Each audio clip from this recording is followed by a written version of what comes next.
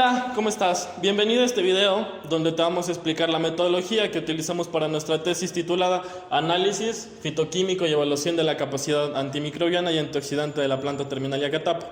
A lo largo de este video te vamos a ir explicando cómo nuestra planta Terminalia catapa, que fue recolectada en Coca, en la zona del Coca en Ecuador, a través de diferentes procesos que realizamos y que ya van a ser explicados, realizamos dos extractos, uno etanólico y uno acuoso. Y luego realizamos un proceso de maceración en donde a través de este macerado preparamos los extractos en rotaevaporación para separarlos de los diferentes solventes que utilizamos para tener el extracto puro. Con este extracto puro realizamos una hidrólisis para poder conservarlo más y que luego puedan ser vistos los componentes a través de la reacción de Foley. Entonces, una vez explicado esto, tenemos que explicar lo que hicimos previamente cuando ya tenemos listos los extractos. Lo primero que hicimos fue realizar unos ensayos fitoquímicos que, como bien dice el título, lo vamos a utilizar para ver específicamente cuáles son los compuestos que nos ofrece esta grandiosa planta. Luego vamos a utilizar más ensayos que los va a explicar mi compañero. Una vez acabado el screening fitoquímico, procedemos a tomar nuestro extracto ya concentrado, tanto de acuoso como etanólico, para realizar ciertos ensayos, para saber si es que y cuantificar la cantidad de polifenoles que tienen nuestras plantas. Se hace un ensayo de Foley, para el cual se requiere un protocolo específico en el que se va realizando poco a poco. Pero procedente a eso, también realizamos una evaluación de la actividad antioxidante que tiene dicha planta. Para esto se utiliza una evaluación mediante ABTS radicalizado y de PPH. Posterior a esto, se realiza la capacidad antibacteriana para saber si es que nuestro extracto tiene o no alguna especie de actividad antimicrobiana frente a diferentes microorganismos, específicamente Escherichia coli y Staphylococcus aureus. Y finalmente, se utiliza el HPLC para saber si es que se tienen o no ciertos compuestos específicos en base a un estándar predeterminado.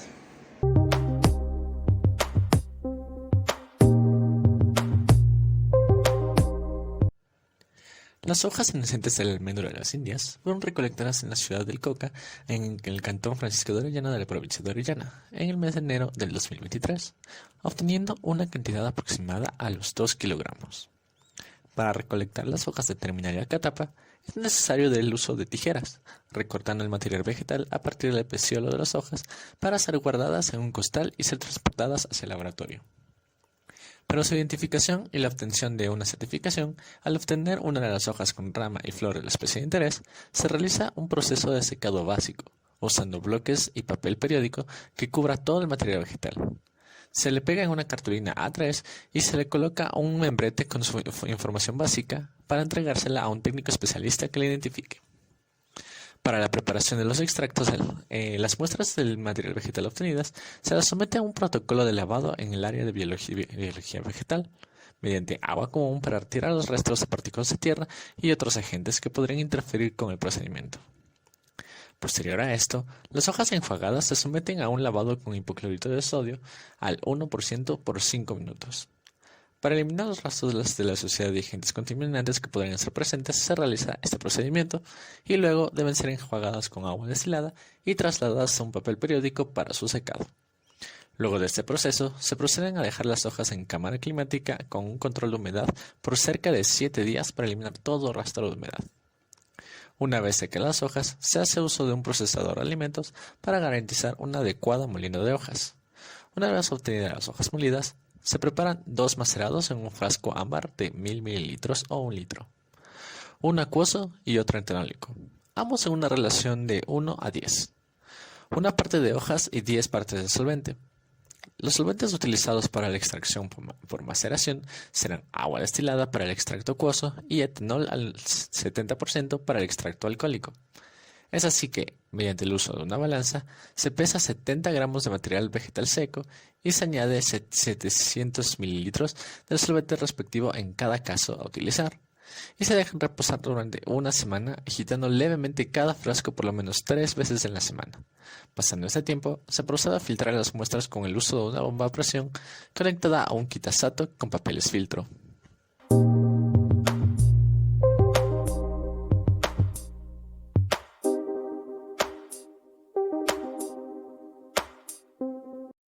El rompimiento de azúcares y elementos que no son de interés para el proyecto son eliminados por el proceso de hidrólisis, el cual consiste en agregar en un balón con cristales de ebullición 10 mililitros de ácido clorhídrico con concentración 1 molar por cada 60 mililitros del extracto concentrado, 0.15 miligramos de ácido ascórbico para evitar la oxidación de nuestra muestra hidrolizada, y se arma una columna de enfriamiento apoyada en una bureta y conectada a una llave de agua dentro de una sorbona, debido a que los vapores que se producen mediante el calentamiento del extracto con el compuesto químico no deben ser inhalados.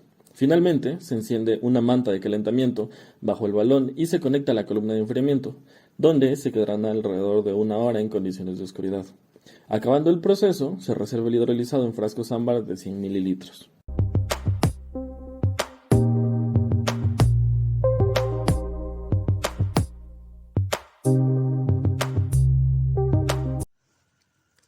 Ensayos fitoquímicos.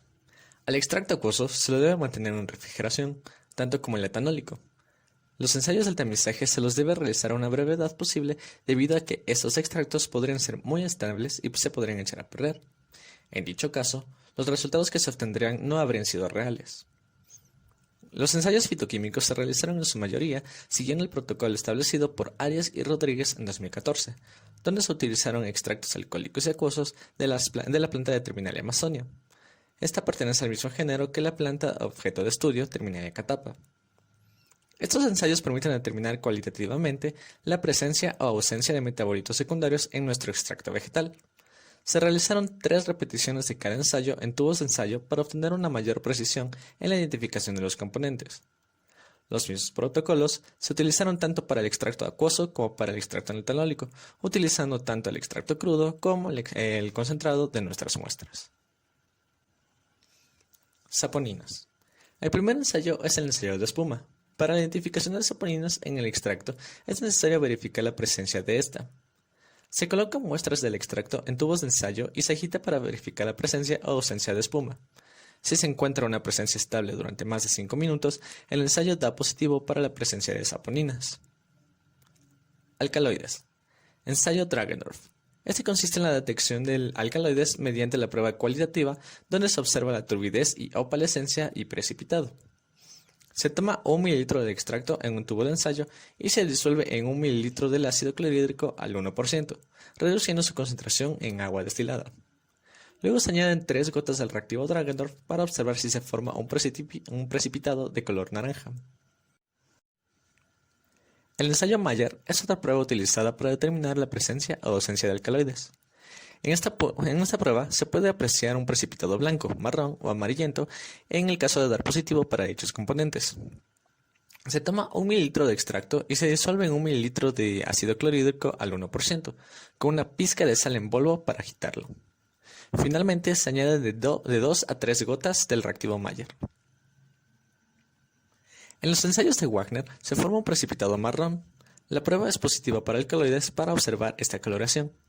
Se suele disolver 1 mililitro del extracto en 1 mililitro de ácido clorhídrico al 1% y se añaden 3 gotas del reactivo Wagner para finalizar la prueba. Lactonas.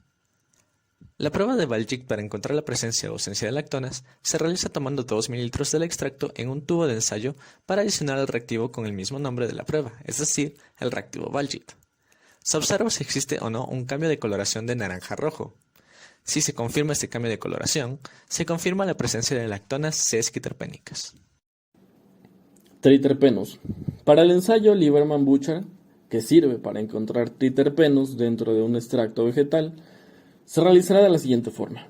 Se toma 1 mililitro de muestra y se disuelve en 1 mililitro de cloroformo en un tubo. Posteriormente, se añade 1 mililitro de anhídrido acético. Al tener esta solución, se agrega cuidadosamente por la pared del tubo de ensayo 3 gotas de ácido sulfúrico. Si se logra apreciar una formación variada de colores, se concluye que existe una presencia de fitoesteroles o terpenos. Taninos. El ensayo de cloruro férrico para observar la presencia de taninos se realiza de la siguiente forma.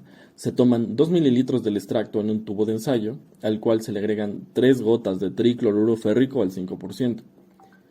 Se observa aquí la coloración de la solución, donde un color amarillento indica un resultado negativo para taninos, a una concentración muy baja de estos. Un color azul oscuro indica taninos hidrosolubles progálicos y un color verde pardo indica una alta concentración de taninos en los extractos. Quinonas. El ensayo de Bortrager para ver quinonas se realiza de la siguiente forma. En un tubo de ensayo se colocan 2 mililitros del extracto disuelto en 1 mililitro de cloroformo. Para observar cambios y presencia de quinonas en los extractos, se añade 1 mililitro de hidróxido de sodio al 5% y se agita fuertemente la solución. Aquí, si se observan coloraciones rojizas o incluso violetas, el ensayo da positivo para la presencia de quinonas. Flavonoides. El ensayo de Shinoda para determinar la presencia o ausencia de flavonoides en el extracto se realiza así. Se toman 2 mililitros del mismo en un tubo de ensayo y se agrega 1 mililitro de ácido clorhídrico concentrado junto con medio centímetro de cinta de magnesio metálico. Esto provocará una reacción exotérmica, por lo que se espera 5 minutos antes de poder añadir 1 mililitro de alcohol isoamílico. La muestra se deja en reposo hasta que la fase se separe. El ensayo da positivo para la presencia de flavonoides al observar coloraciones que van desde el naranja hasta el violeta.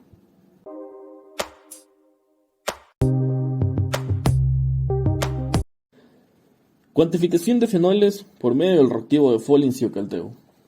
Este método se basa en la reacción de los fenoles con el reactivo Folin-Ciocalteu, que produce una coloración azul que es proporcional a la concentración de fenoles presentes. Para llevar a cabo este ensayo, se prepara una solución del reactivo de Folin-Ciocalteu y se mezcla con la muestra que contiene fenoles, en este caso nuestros extractos. La mezcla se incuba durante un periodo de tiempo, generalmente en oscuridad y a temperatura ambiente, para que se complete la reacción. Después de la incubación, se utiliza un espectrofotómetro para medir la absorbancia de la solución a una longitud de onda específica, generalmente 765 nanómetros. Y para interpretar los resultados obtenidos, se realiza una curva de calibración utilizando soluciones estándar de compuestos fenólicos con concentraciones conocidas. Una vez entendido esto, empezaremos a explicar cómo se realiza este ensayo. Primero que nada, preparamos el reactivo de Folin. Necesitamos disolver 20 gramos de tungstanato de sodio dihidratado con 0.4 gramos de ácido fosfomolíbdico y 10 mililitros de ácido fosfórico al 85%. Esto en 150 mililitros de agua destilada en un balón de destilación, en el que añadiremos perlas de ebullición, ya que llevaremos todo disuelto a reflujo en una columna de enfriamiento y con una manta de calentamiento durante 2 horas a 100 grados centígrados. Proceso que se realiza en la Sorbona con la campana de extracción encendida y en condiciones de oscuridad. Acabado el tiempo de espera, se deja enfriar. La solución se termina de furar a 200 mililitros con agua destilada y se almacena en un frasco ámbar envuelto en papel aluminio y en refrigeración hasta la ejecución del ensayo de cuantificación. Recordemos que estos reactivos son sensibles a la luz. Igualmente, se prepara una solución de carbonato de sodio al 20%, disolviendo 20 gramos del compuesto en 100 mililitros de agua caliente y llevándolo al ultrasonido por 10 minutos para lograr que el soluto se disuelva de manera adecuada y evitar formar sedimentos, porque esto puede malograr nuestro ensayo. Para la curva de calibración, se utiliza un estándar de ácido gálico a diferentes concentraciones. Para esto, disolveremos 20 miligramos de ácido gálico en un balón de aforo ámbar de 10 mililitros con agua destilada, lo cual resulta en una solución de 2000 partes por millón de ácido gálico. Y a partir de esta solución, que es la solución madre, luego prepararemos 3 diluciones diferentes, a 100, 250 y 500 partes por millón respectivamente, de la siguiente manera. Para obtener una solución a 100 partes por millón, debemos de tomar 0.5 mililitros de la solución madre y aforar a 10 mililitros. Para obtener una solución a 250 partes por millón, debemos aforar 1.25 mililitros de la solución madre y aforar a 10 mililitros. Y por último, para obtener una solución de 500 partes por millón, debemos de tomar 2.5 mililitros de la solución madre y aforar a 10 mililitros.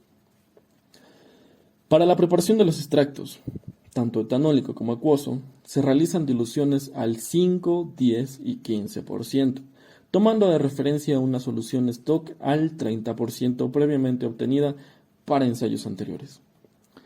Finalmente, se preparan tanto las muestras de la curva de calibración como las muestras de los extractos a diferentes concentraciones, todos de la siguiente manera. En un frasco ámbar de 5 mililitros se mezclan 0.05 mililitros de las soluciones de diferentes concentraciones que ya preparamos, en este caso nuestros extractos y el ácido gálico.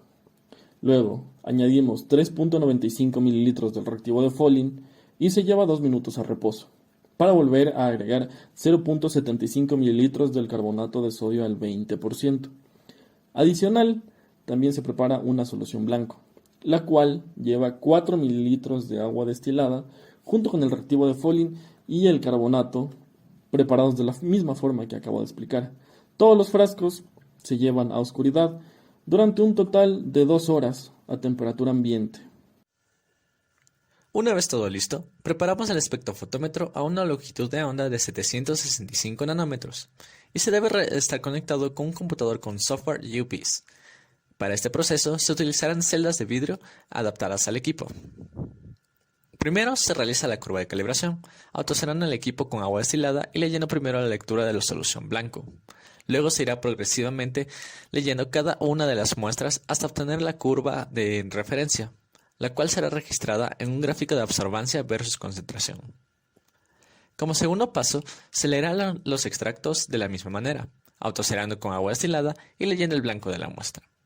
Se leerá progresivamente y luego todo podrá ser comparado junto con la curva de calibración del estándar. Resultados. Utilizando la línea de mejor ajuste de curva de calibración, se encuentra el valor correspondiente de concentración en el eje de concentraciones para la absorbancia medida en una solución desconocida. Esta concentración se toma como el resultado de la concentración de fenoles en la solución desconocida. Es importante tener en cuenta que la precisión de los resultados depende de la calidad de la curva de calibración y la exactitud de las mediciones realizadas. Los resultados obtenidos se expresan generalmente en unidades de concentración, como partes por millón o miligramos por litro.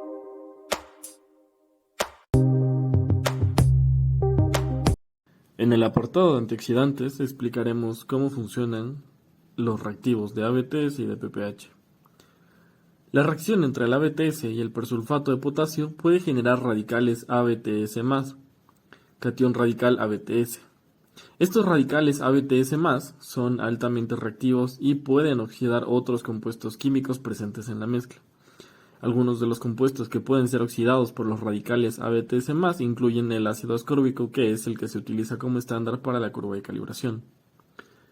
Para las lecturas de la curva de calibración y de los extractos, se toma primero una solución blanco, que se coloca en las celdas del espectrofotómetro y se fija la longitud de onda adecuada a una lectura generalmente a 734 nanómetros. Se lee primero la curva de calibración utilizando una solución blanco como referencia inicial y luego se lee el resto de diluciones de ácido ascórbico que se realiza para obtener 6 puntos de referencia. Y al final, en el software estadístico de Excel, se lee, trabaja los datos y se debería de tener un R cercano a 0.9 más menos 1. La lectura de los extractos es exactamente igual a la curva de calibración, obteniendo 6 puntos de referencia que debemos de comparar con la curva de calibración. El espectrofotómetro medirá la absorbancia de la muestra y nos dará un valor numérico correspondiente a la capacidad antioxidante del extracto. Cuanto mayor sea la capacidad antioxidante, menor será la absorbancia registrada en el espectrofotómetro.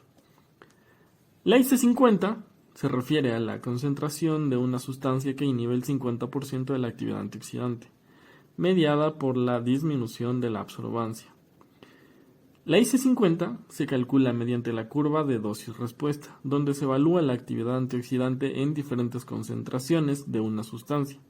Se grafica la concentración en el eje X y la respuesta, en este caso la disminución de la absorbancia, en el eje Y.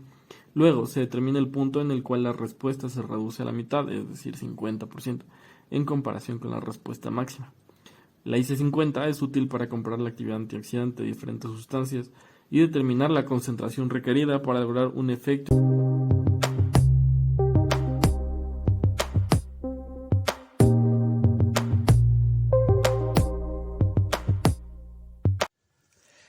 Capacidad antibacteriana. Primero, la activación de las cepas. Prepararemos dos medios de cultivo diferentes, uno para E. coli y otro para S. aureus. Para la E. coli utilizaremos agar MacConkey y para S. aureus se utilizará el agar sangre. Disolveremos el medio de cultivo en agua estéril y lo esterilizaremos en autoclave. Luego verteremos el medio de cultivo esterilizado en placas Petri estériles para dejarlo solidificar. Usaremos una asa de siembra estéril para tomar una pequeña cantidad de la cepa bacteriana almacenadas en el crioban. Con movimientos suaves y controlados, se estriará la muestra de las bacterias en la superficie del medio de cultivo correspondiente. Después de estriar las cepas bacterianas, cerraremos las placas Petri y las colocaremos en una incubadora a una temperatura y condiciones adecuadas. Para la E. coli se incubará a 37 grados centígrados durante 24 horas y para S. aureus se incubará a 37 grados centígrados durante 48 horas. La incubadora permitirá que las bacterias crezcan y formen colonias visibles dentro de las placas. McFarland. Se preparará una suspensión bacteriana de la siguiente manera. En un tubo de ensayo, con un hisopo previamente esterilizado, tomaremos una pequeña muestra del cultivo bacteriano tanto de E. coli como de S. aureus. Microdilución. El primer paso es preparar una cabina de flujo laminar con todo lo que utilizaremos. Esto incluye micropipetas, equipo de protección personal y los mecheros de alcohol para dejar en un proceso de desinfección con lámparas de luz ultravioleta durante aproximadamente 8 minutos. El proceso de siembra se explica de la siguiente manera. Se dispensarán 100 microlitros del medio Miller Hinton Brut en cada uno de los 96 pocillos con una micropipeta multicanal con puntas esterilizadas. Se rellena la primera columna de la siguiente manera. En el pocillo A1, 6 microlitros más del medio de cultivo Miller Hinton Brut. En los pocillos B1 y C1, nuestro extracto acuoso diluido al 85% con agua esterilizada. En los pocillos D y E1, nuestro extracto etanólico también diluido al 85%. En el pocillo F1 se agregará el agente de control comprobado, en este caso un antibiótico diluido en suero fisiológico. En el pocillo G1, un control de diluyente, en este caso el agua esterilizada. Y en el último pocillo, H1, utilizaremos otros 100 microlitros del medio de cultivo Miller Hinton Brut. El resto de las columnas, desde la 2 a la 12, se empieza a arrastrar el contenido de la columna 1 con todos los agentes de control, tomando una micropipeta multicanal de 100 microlitros del contenido de los pocillos hasta llegar a la columna 12, donde se vuelven a tomar los últimos 100 microlitros y estos últimos se desechan junto con las puntas. Como siguiente paso, se dispensarán 20 microlitros del inóculo de las bacterias E. coli y S. aureus en cada una de las placas diferentes. En todos los pocillos desde la fila B hasta la fila H, la fila A no llevará ningún inóculo, ya que este será con el control de esterilidad. Se sella todo con parafín y se dejará incubando por 35 grados centígrados más menos 2 grados. Esto durante aproximadamente 24 horas. Como paso final, luego de haber esperado estas 24 horas de incubación de las microplacas, preparamos el colorante TTC al 99%, disolviendo 1000 miligramos por cada 10 mililitros de agua ultra pura. Volvemos a la cabina de flujo laminar y dispensamos el colorante en la placa utilizando la micropipeta multicanal y dejamos incubar a temperatura ambiente durante aproximadamente 2 horas. El colorante TTC es un compuesto químico que se utiliza en la microplaca para evaluar la viabilidad bacteriana y determinar la actividad metabólica de las bacterias. El TTC, cuando se lo prepara, es incoloro en su forma original, pero se convierte en un compuesto de color rojo insoluble llamado formazán cuando es reducido por enzimas presentes en las células bacterianas viables y metabólicamente activas. Después de la incubación, se observará si hay formación de formazán en los pocillos. Ahora vamos a centrarnos en cómo interpretar los resultados obtenidos de la técnica de la capacidad antimicrobiana en microplaca. ¿Recuerdan que al final de la incubación con el TTC observamos las placas para determinar si hay crecimiento bacteriano o si el agente antimicrobiano ha inhibido su crecimiento? Entonces comencemos con los resultados visuales. Si observamos una zona clara alrededor de un pocillo, esto indica que el agente antimicrobiano ha inhibido el crecimiento bacteriano en esa zona. La zona clara es conocida como la zona de inhibición, Por el contrario, si observamos la presencia de un color rojo intenso en un pocillo, indica que las bacterias en ese pocillo son viables y metabólicamente activas, que es gracias al colorante TTC, lo que sugiere que el agente antimicrobiano no ha inhibido completamente su crecimiento. Esto se observa como una falta de zona de inhibición clara en comparación con los pocillos sin actividad bacteriana. Es importante tener en cuenta que el TTC no tiene actividad antimicrobiana por sí mismo, sino que actúa como un indicador de la actividad metabólica bacteriana. Su capacidad para formar un formazán en presencia de bacterias viables y metabólicamente activas lo convierte en una herramienta súper útil para evaluar la efectividad de los agentes antimicrobianos. La interpretación de los resultados visuales puede variar dependiendo del diámetro de la zona de inhibición. Para ello, se utilizan tablas de referencia conocidas como tablas de sensibilidad, que nos permiten clasificar la actividad microbiana en categorías como sensible, intermedia o resistente. La concentración mínima inhibitoria, o CMI, es el valor más bajo de concentración de un agente antimicrobiano que inhibe completamente el crecimiento bacteriano. Para determinar la CMI visualmente, se puede observar que en los diferentes resultados en los pocillos, si todos los pocillos muestran crecimiento bacteriano, esto indica que la concentración del agente microbiano en la microplaca no fue la suficiente para inhibir el crecimiento bacteriano. Entonces, en este caso, no existe o no se puede determinar un CMI. Sin embargo, si hay una zona clara alrededor de un pocillo, seguida de zonas marcadas por el TTC, esto indica que el agente antimicrobiano ha inhibido el crecimiento bacteriano hasta esa zona. Entonces, la zona clara se considera como la concentración mínima inhibitoria o CMI para esa cepa bacteriana en específico. Es importante mencionar que la CMI puede variar entre diferentes cepas bacterianas y agentes antimicrobianos. Por lo tanto, se debe realizar pruebas para cada combinación específica de cepa bacteriana y agente antimicrobiano para determinar la CMI correspondiente. Además de los resultados visuales, también podemos utilizar la espectrofotometría para interpretar los resultados de manera cuantitativa. Para ello, se utilizan lectores de microplacas que pueden medir la absorbancia de la muestra en cada pocillo. Algunos de los lectores de microplaca más comunes en el mercado son el lector de microplacas ELISA, el lector de microplacas de absorbancia y el lector de microplacas de fluorescencia. Una vez obtenidas las lecturas de absorbancia, se utiliza un software especializado para analizar datos.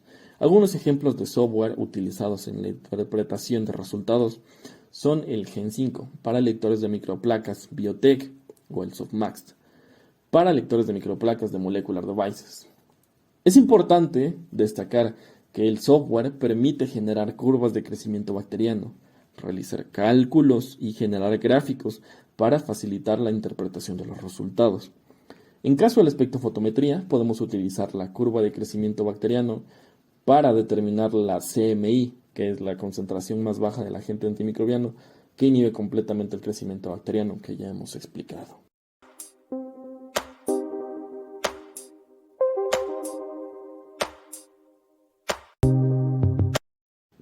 HPLC, o mejor conocido como la cromatografía líquida de alta eficacia.